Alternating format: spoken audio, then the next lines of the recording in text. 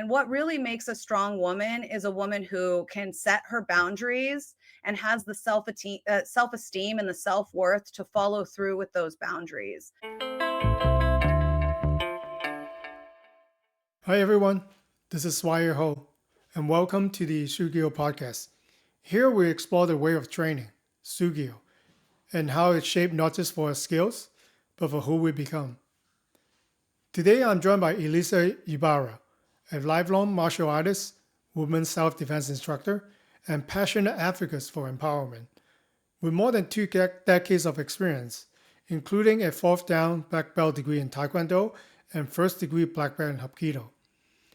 Elicia has transformed her own journey of resilience into mission to help others live confidently and fearlessly. She's the founder of Pretty Hands, Hard Punches, where she teaches practical self-defense, boundary setting, and emotional awareness, helping women recognize and stand up against abuse. But before we begin, I want to note that in this episode, it includes discussion of abuse and trauma related to Elicia's personal experience in the martial art world. Please listen with care and step away if you need to. In our conversation, Elicia opened up about her path from early martial arts success to finding her voice again through empowerment self-defense. We talk about resilience, boundaries, and how true strength goes beyond the physical. Let's get started.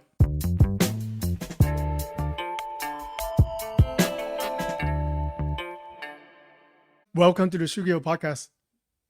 Thank you so much for having me. I know we've been trying to have this conversation for a while. Yeah, I love having you on the show. For listeners who might not yet know about you yet, can you share a little bit more about your background and how did you first get started in martial arts?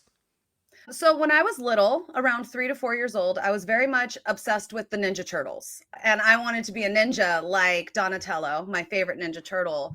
So I begged my dad to put me into our local martial arts school, which happened to be like Taekwondo school. And I started at 6 years old. And the moment that I walked in, it was very much a passion-filled like love of the art. Even at such a young age, I knew that I was going to continue to practice for the rest of my life from that very first day. And that's exactly what I did. I still to this day practice. I've been in martial arts for 30 years now. I hold a 4th Dan black belt in Taekwondo, a 1st Dan black belt in Hapkido, and I've practiced many of the arts that are mainstream and some of the ones that nobody's ever heard of. And for me, it's all about learning and gaining the knowledge to become the powerful person that I want to be. At what age do you know that this is for me? So I know that initially you want to be a Ninja Turtle, but obviously as it goes on and it's been 30 years, so why do you think you're still being motivated to train in martial arts? Well, from a very young age, I wanted to own my own school and be a martial arts instructor. So like while my friends wanted to be a princess and a ballerina and a dancer, I was like, I'm going to be a ninja and I'm going to go to Japan and I'm going to train for 20 years to be a ninja assassin. My mom was not too excited about that. But then as I got a little bit older, I realized I didn't have to necessarily go to Japan. I could open my own martial arts school. I could become a master and I could be a martial arts instructor. So I spent the majority of my youth and my adolescence really training in every aspect of martial arts. I was a part of the demo team, turning into eventually becoming the director. I was started assistant instructing when I was a brown belt. So I was around 9-10 years old. I became a paid instructor at 15. I earned my first black belt at 13. I started to become a very serious competitor at 11, where I had a competition coach and I was competing every weekend. So for me, it was really that first day walking into that school and seeing my instructor that looked larger than life and being like, that's what I want. That's what I want out of my life. And I always say, and I tell all my students this too, if you're a true martial artist, you never really quit. You just take a break. And then you end up somehow back in the realm. And that's really how my life has been. I've always circled around the martial arts industry. And even now I find myself practicing my forms and practicing my kicks and my punches, even though I'm not a part of an actual school at this point. So you mentioned that at a very young age, at 9, then you are assisting, and then by you're 15, you actually teaching. What's that journey like? And, how do you know that you have what it takes to be teaching others? So it must be scary, right? Teaching and assisting at a young age. Yes, and my instructor was actually very good at introducing me. What he would have me do was he would have me run the warm-ups.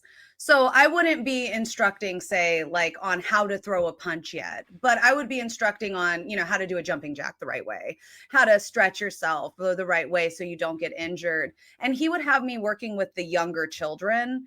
As I got older, I began to teach the older children and then up into teaching adults. So it really was more of a slow introduction into being in charge of a class. And after every class, he would take me aside and he would tell me things that I needed to improve on, things that I did good, like, hey, you were joking too much. You need to be a little bit more stern, because I was very much, I have ADHD, so I was very impulsive. So that was something I had to learn how to keep on the back burner and like be the instructor. And then as I got older, they began to give me more responsibility. So then I would run the first part of a class. And then eventually I was running the entire class. And they had it very structured. So, the first 5 minutes is stretching and an intro. And then we're working on that theme of the week. And then we're doing our closing. So it was easy for me to catch on, especially because I was very hungry to learn. I was asking questions. I was volunteering to assist and instruct. It was really me pushing the please let me, I want to do this. It wasn't the instructor making me. Like you see a lot in some of the schools, at least I have, where the instructor is like, you have to assist. I was one of those kids that was like, I want to assist. I'll come early. I'll make sure my homework's done. Don't worry about it. I'm in on it. Do you think you call yourself a person of routine? Because I noticed that a lot of martial artists, like in the professional world, they have another profession, but then they study martial art for a long time. But when I talk to them, they all seems to be a person of routine. They know they have certain things that they need to take care of, right? Their life, they will never skip class. They will always attend the class, whatever that will be. Would you say that that's you as well, a person of routine? Absolutely. I mean, I think what we do in our lives is and everybody does this, we prioritize what we feel is important. So if as a child you feel like playing video games is important, you will do whatever your parents say to play video games. For me as a child, I felt like martial arts was the most important thing in my life. So if I had to get straight A's to be able to train and compete, I got straight A's. If I had to make sure my room was clean, I made sure my room was clean, because I created those routines to prioritize what I felt was most important for me. You said that your martial art path has some painful experience. When do you start recognize that something wasn't right in that environment that you were in? I didn't actually recognize that I was a victim of any type of abuse until I was in my 30s, Mm. until I actually got into some actual trauma-informed therapy. One of the things that martial arts does that I'm trying in my own business to help people understand is that we tend to put martial arts instructors on a pedestal, because they've trained and they're responsible and they have that indomitable spirit and they are experts in their field. We put them as if they can do no wrong. So very often they can talk their way out of being held accountable for things that they do that may be wrong. And as a child who was groomed by my instructor, as a child who faced a lot of abuse under the disguise of, making me stronger or making me a better martial artist, it wasn't until I learned how to set boundaries for myself that I realized that often these instructors were crossing my boundaries. And then they were making the excuse that it was my fault, that somehow I should be held accountable, because as a martial artist, and I'm sure you know this and a lot of your listeners know this, you have that indomitable spirit. You have that ability to fall down and get back up and not quit and not stop. And that can work against you in abuse, because you can internalize that abuse as if it's your fault. And then you get back up and you keep going and you don't realize that it's really wrecking your mental health. And I didn't understand that until well into my 30s and after I started my own business teaching women self-defense, because I was taught that what happened to me was my fault and I should have known better because I was a black belt. And I think we need to change that narrative. We need to understand that we, as a person, as an artist, as a martial artist, we take accountability for our own decisions, not what necessarily happens to us, other people's decisions. I think you're touching on a good point, and no matter what martial arts that you're in, in karate, taekwondo, we look at the master or the head instructor, right, as the guru, right, whatever that they say is true, right, because they are so good in the arts. But a lot of times, and I think one of my sensei said it back the other time, they might be the best fighter out there, but then I know that morally they're a horrible person, so Yeah. unfortunately there are cases like that. So how would you say, knowing what you know right now, to recognize something that you see? Like, let's say as a parent, if I enroll my kids to a school, I don't say, are you a good person? Or a lot of time we just looked at, wow, they're breaking boards, they're doing flying sidekick. It's really good. Then I sign up, our child to that. As a parent now, how would you actually see that and advise us to, not walk into it? I think that there's red flags you can look for in good instructors, and there's green flags you can look for in bad instructors. The first one is, look at the reviews, talk to the parents and how they handle, and always be there when your child is being taught. Mm. I was a drop-off kid, which made me very vulnerable to abuse because I didn't have a parent there advocating for me. The instructor could really do and say whatever they wanted, and then it would be my word against the instructors to my parents. So often I would feel like I couldn't say anything when I felt uncomfortable. And it's really about having open communication with your child, teaching your child about boundaries, and then how that instructor respects those boundaries. If you see, and like one of the best examples is the instructor who groomed me. He groomed me from 13 to 16 years old. He was in his 20s, his early 20s at the time. He would often stretch, like help me stretch, and he would be directly between my spread legs. I was 13, he was in his 20s. It was just highly inappropriate. He should have had a woman stretching me. Mm. He should not have been the one doing that. And as a parent, these are the types of things you can look for. The standard grooming, giving your child too much attention, making inappropriate comments about their body, and finally, how they handle criticism. A good instructor will take constructive criticism and they will be thankful for the parents who are giving it to them. An egotistical instructor will take the constructive criticism and get very defensive, as if you are being rude and disrespectful by simply bringing up something you didn't like. And that is one thing that you as a parent can really look out for, is how he or she is interacting with your child and how they handle when you bring up something you don't like. Yeah, that's really good point. So parents, during class, do pay more attention. Do just look down on your phone, because that's a lot of time. Unfortunately, even for parents, they do that, right? You should pay a little bit more attention. Things like that. If you're a parent, you right away you recognize something like that. If it is something that you want to see, then you have other options. You don't have to go there because maybe he or she have very good skills. Maybe how that person develop, when we say a dojo kun is develop, a strongest character, the best character of yourself. I think that's why they leave it at the first rule, is to be the perfection of character. Absolutely. And there's a lot of great instructors out there, but they hide the bad instructors because they know they would never do something like that. So when they hear that their buddy or their friend or an instructor that they highly respect is doing something that's maybe inappropriate, rude, or disrespectful, it's very difficult for them to come to terms with, maybe my this person I respect or my friend, maybe he is acting in a way that is not admirable, and it's not showing good honor and good character. And start by believing victims. There's always a pattern of behavior in abuse, no matter what industry you're in. I tend to speak on martial arts because that's what I am, but there's always more than one victim. It's never just one person.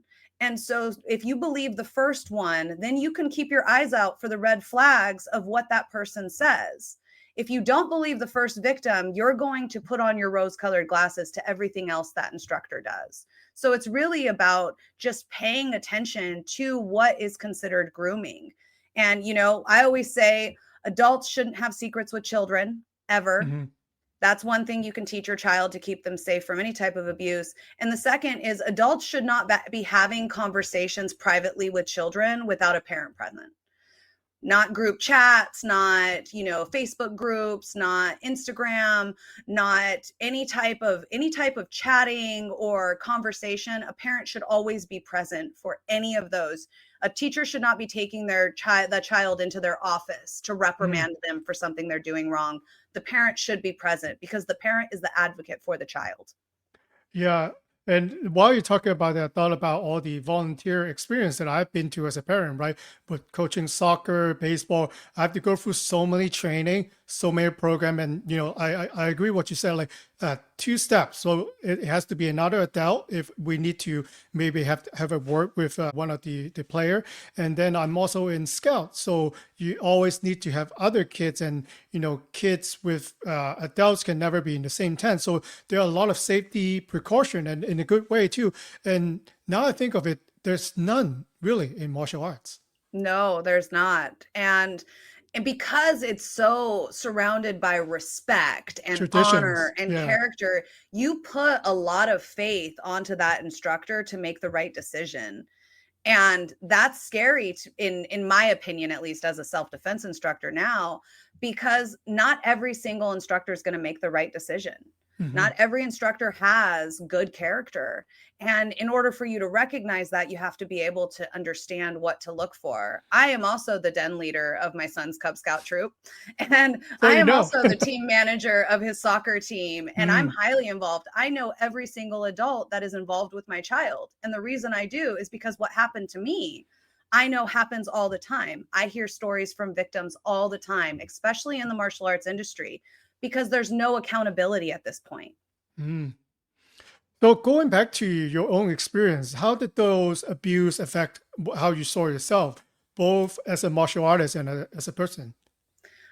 What I realize now, going through a lot of therapy, is that I tended to adapt my entire personality to try to fit the mold of what this instructor and this grandmaster wanted me to be.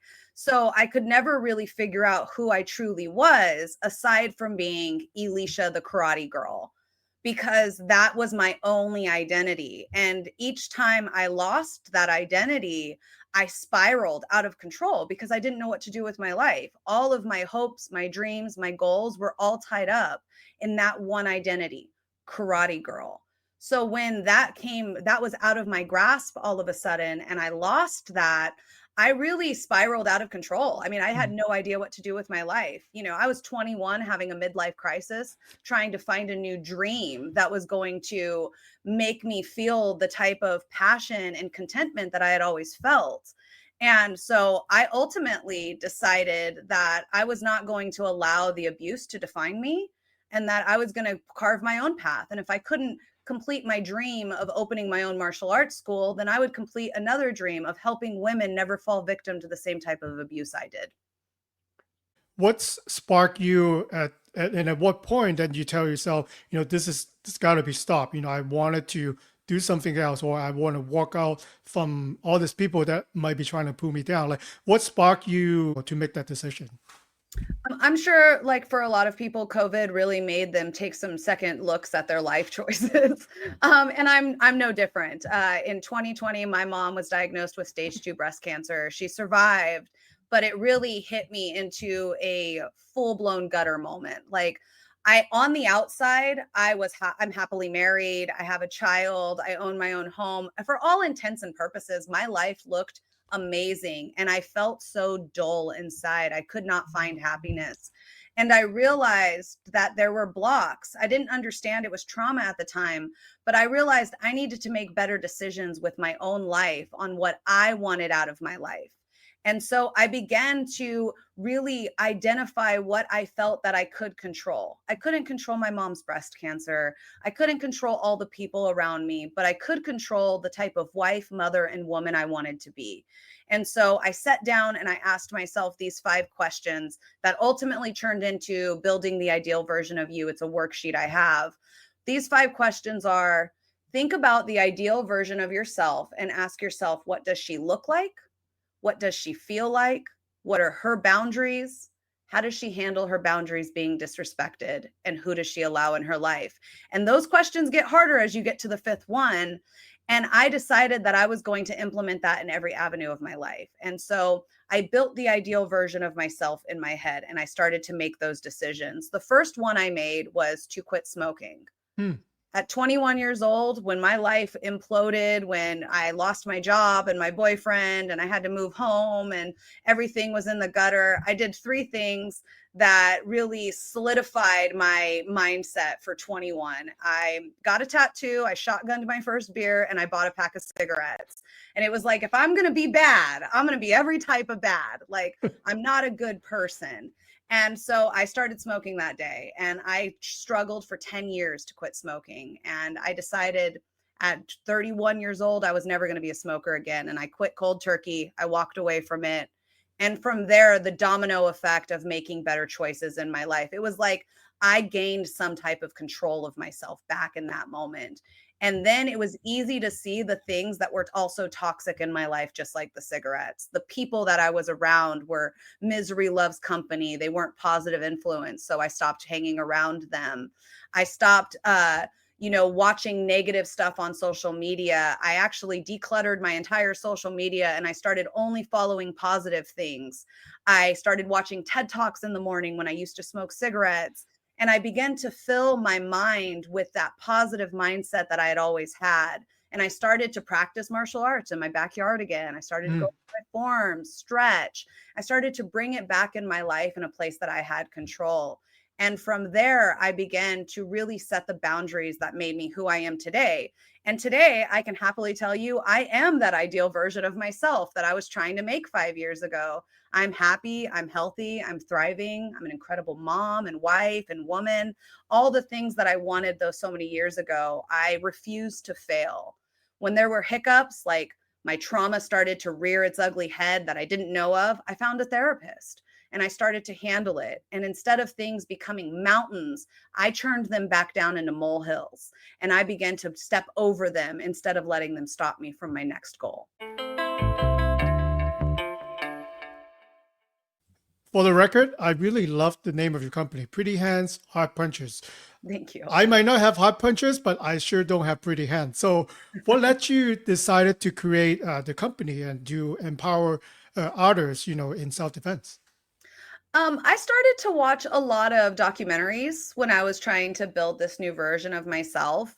And one of the things I noticed was that there were a lot of women who were joining things like cults at the time, especially coming out of COVID. They had Scientology in the aftermath and The Vow and Seduced. And I was watching them all, and I couldn't understand why I was identifying with the victims. I was like, I wasn't in a cult. What is this? And so I heard Sarah Edmondson, who is the host of another podcast, and I really identified with her. And one of the things she said is, if you can help women, you should help them. And I took that to heart. And from there, I decided, you know what I'm going to do? I'm going to teach women how to defend themselves so that if they find themselves in a situation, they at least know basic defense. I truly thought I was going to walk up in front of a class of 50 women and I was going to be like, here's how you hit them in the throat, right?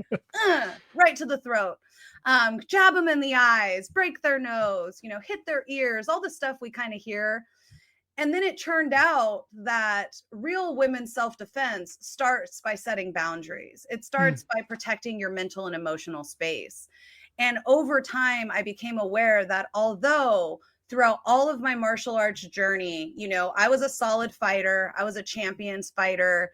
I was mean in general. I had 2 older brothers. So fighting was not my issue. I can fight my way out of pretty much anything, but I didn't learn the other side. I didn't learn how to protect my mental and emotional space.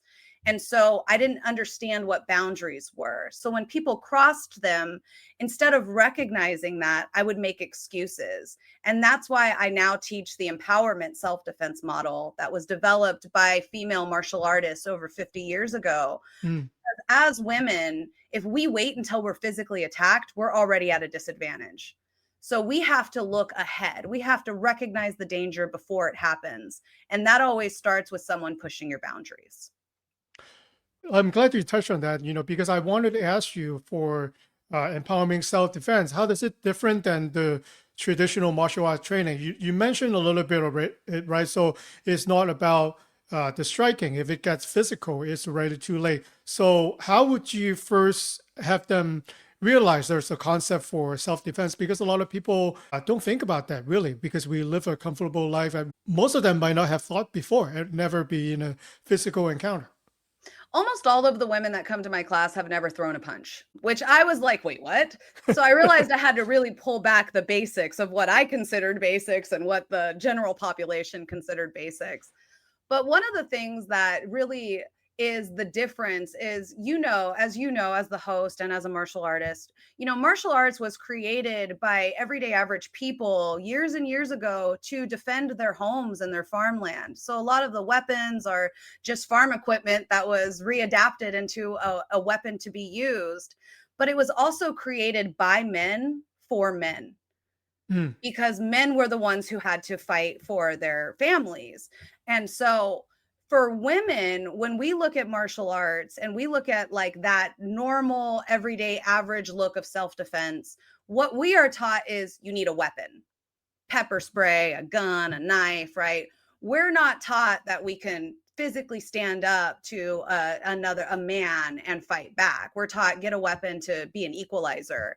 And also, when you look at the martial arts as a whole, it's for men. Martial arts and karate, it's created for men. And now women are allowed to train, absolutely, but it was never adapted for women to train. So a lot of women, they are a little bit nervous, or it's intimidating for them to walk into, testosterone Chad, the muscle man, and be like, here, teach me what to do, how to get out of a chokehold, because that's scary. So as women instructors and as women self-defense instructors, we have to look at it as a different avenue. We can't look at it as a traditional martial artist. We have to look at it as, what do women in today's world need as self-defense? And what that really is understanding what perpetrators are looking for, using things like situational awareness, de-escalation, language, tone, and posture, how to get out of a situation and run away instead of staying and trying to fight. Because like I said before, if I'm toe-to-toe with you, I'm already at a disadvantage. I'm 5'2". I weigh 135 pounds. Somebody can pick me up and throw me over a fence. Like, that's a huge disadvantage as a woman. And so empowerment self-defense, it takes that overall personal protection as a concept. It doesn't just start at what is traditionally known as self-defense, which is the physical reaction to an attack. Because that's, for men, often that is what self-defense is. Somebody attacks you, you beat the crap out of them with what you've learned. But for women, it's not the same. And it's not a fair fight, I would say. Yeah, the best self-defense is not be there.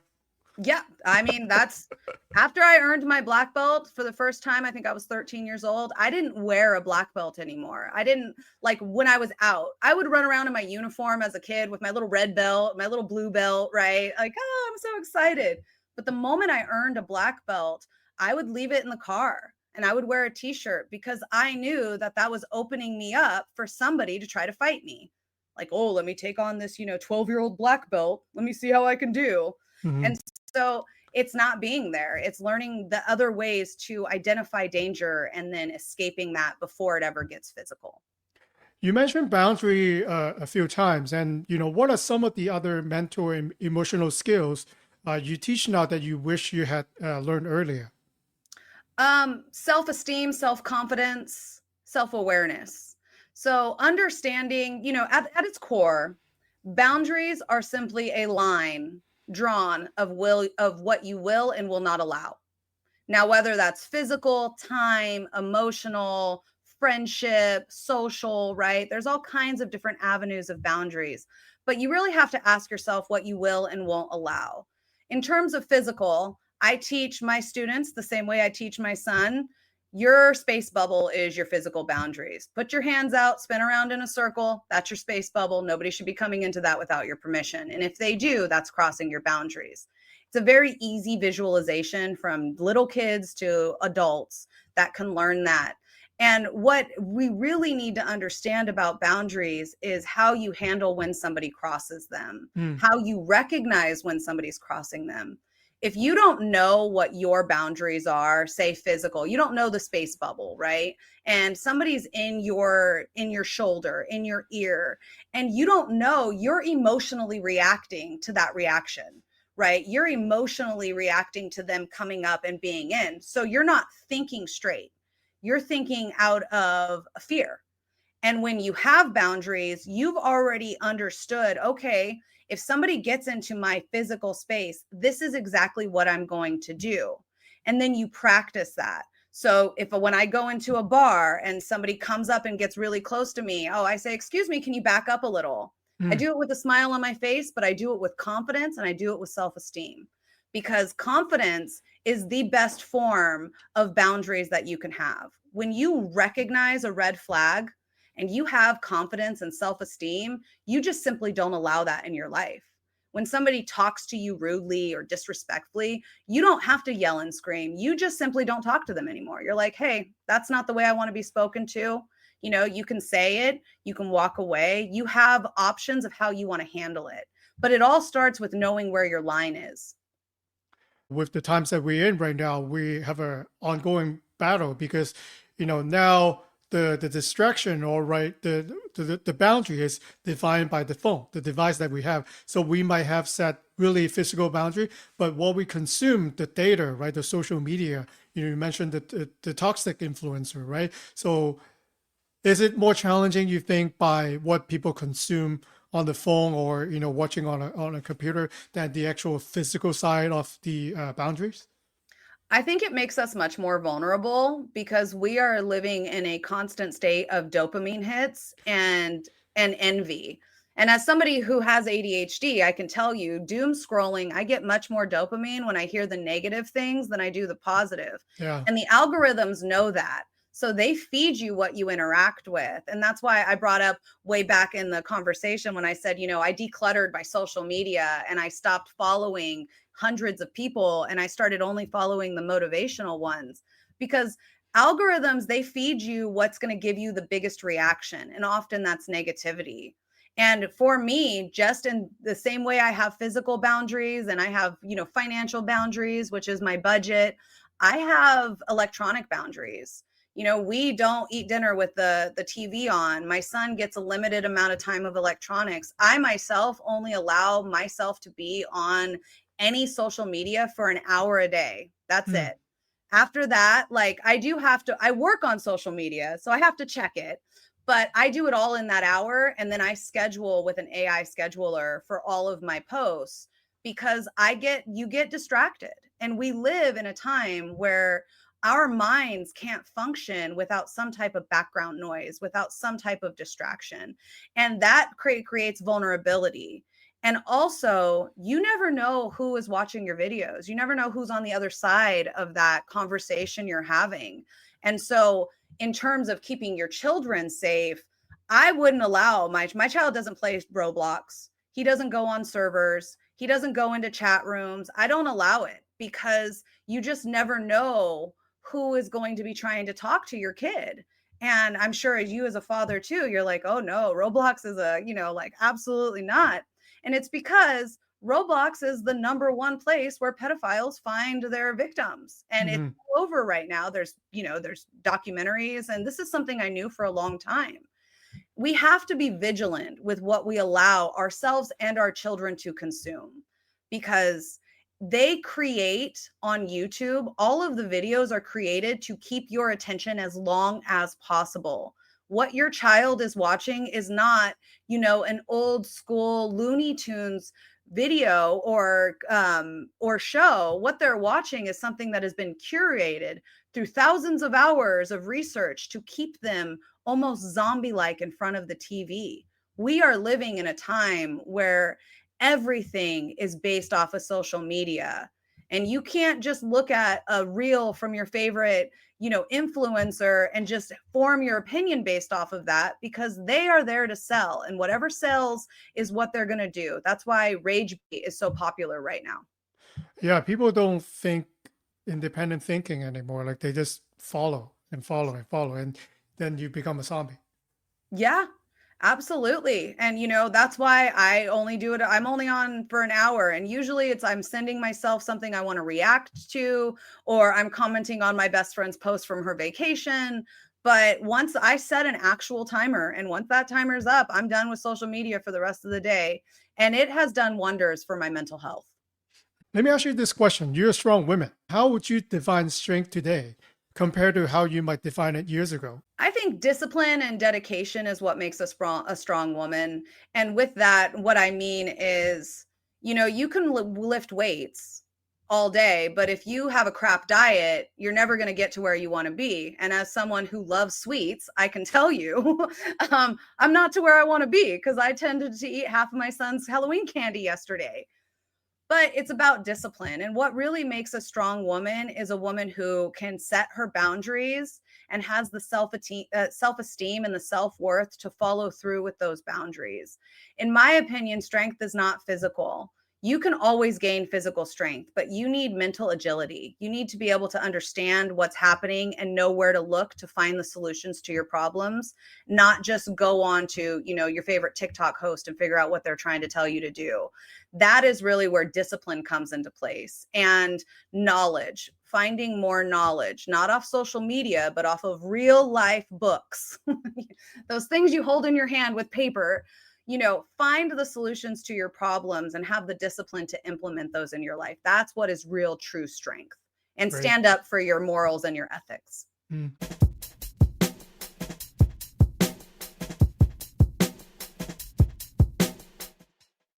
On this show, we talk about Shugyō, the way of training.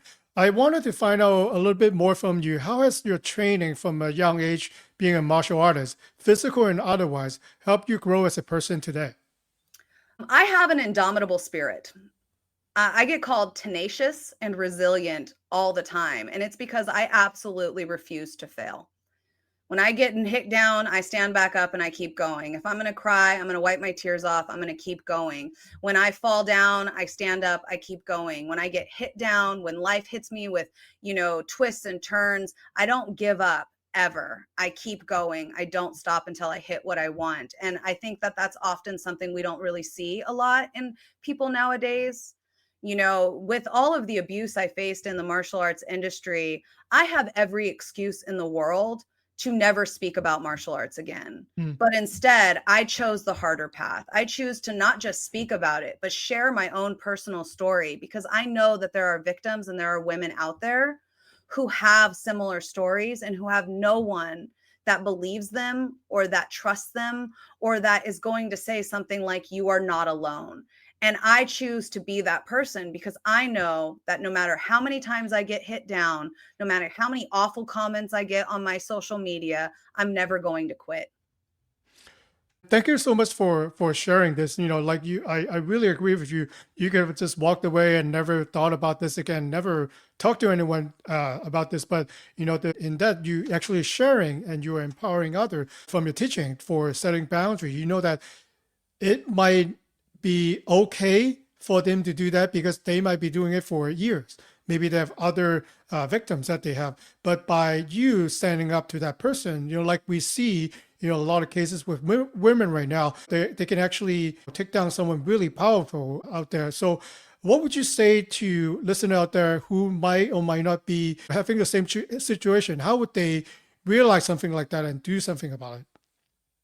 I would say document everything that you can in a journal. And I would also say that find a trauma-informed therapist for yourself. Get yourself, if you can, safely get yourself out of the situation. If you're training under an egotistical, instructor that's grabbing and touching and flirting in ways that make you uncomfortable, like I would walk out of that. And a lot of times in martial arts, that's hard because there's a lot of them that are contract based, 1, 2, or 3 years. And so, you're like, if I leave now, I'm 6 months in.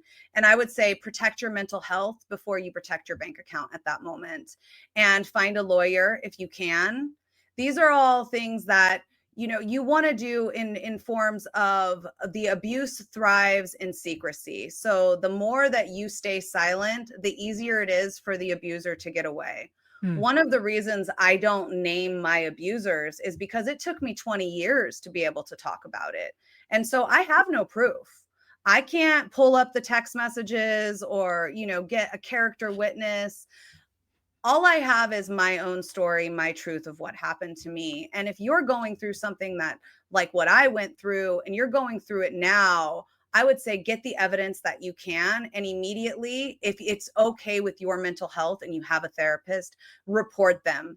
Don't just report them to the police, but also find what organization they're involved with and report them to that organization and make it public. Now, if you go that route, you are going to have a lot of people that don't believe you, that tell you you're lying, that tell you want attention, and just be ready for that. Have a therapist, have advocates that you love and you trust that can be there for you, because I did it alone. One of the reasons I stayed silent was because everyone told me that I was a black belt. I should have known better. Even though I was a child, even though I was a very young woman, I should have known better. And these are the types of rhetoric that you will hear as a victim yourself if you go public. And you have to be strong enough within yourself, know your why, strong enough to be able to say, I know that I'm right. I know what happened to me and you're wrong, and I'm not going to let it affect me. Thank you really for sharing. And it's not easy, right? We sure don't hope anyone will have in the same situation. But then now, hearing Lisa saying about her experience, there might be ways that you could avoid. And then, if you're really in that situation, how are you able to come out of it? So, Elisa, for listener who wanted to find out more about your work or maybe attend one of your sessions, what's the best way to reach out to you? Following me on social media at Pretty Hands Hard Punches is the best way you can reach out to me. I answer all my DMs, so feel free to shoot me a message on Instagram, TikTok, Facebook, or you can go onto my website, www.prettyhandshardpunches.com. Those are going to be the best ways that you can reach out. And if you have any questions about anything that I've spoken about today, feel free to send me a message. Thank you so much for coming on to the show today. Thank you so much for having me. Oh, I was so excited. I always like talking about martial arts.